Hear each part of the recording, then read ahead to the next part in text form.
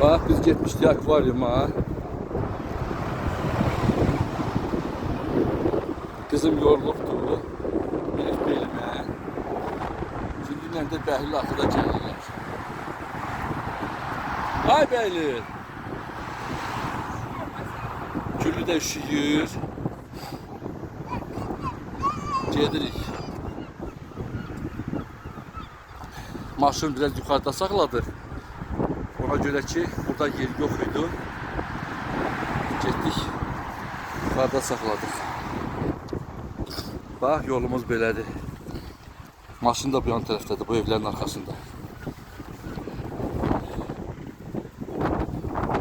Güllü üşüyübdür. Bəhlüldən gəlir. Biz o yan tərəfdəydik. Yaxşı. Balıklara baktık, cürəbəcürə, akvaryumda geçək, suyun içində.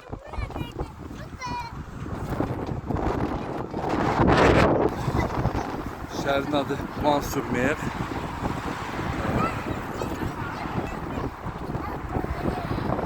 Nədir?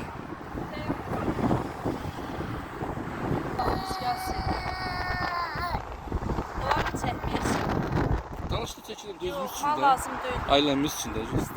Biz baxacaq. Pis vəziyyətdə. Uşaqlara baxacaq. Boğazım gəlib. Qulaqlarım içə angina. Çox əziyyət çəkirəm.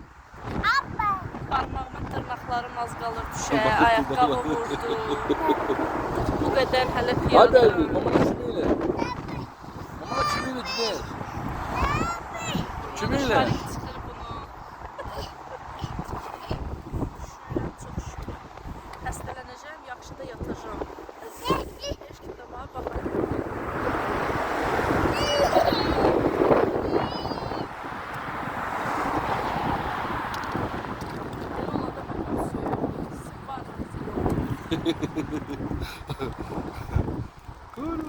Gülə, axırda belə mən çəkmişəm ki, zətlə başlayandadır mı?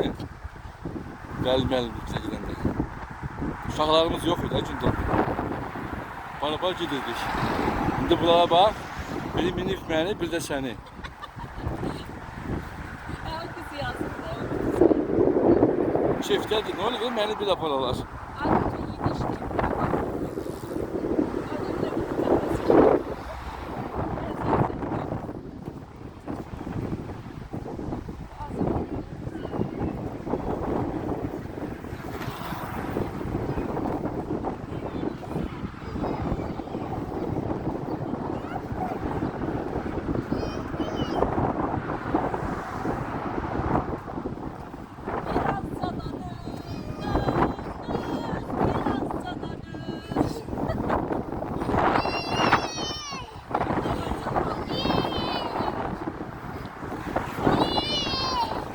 Gülü, bu əvvəlidir.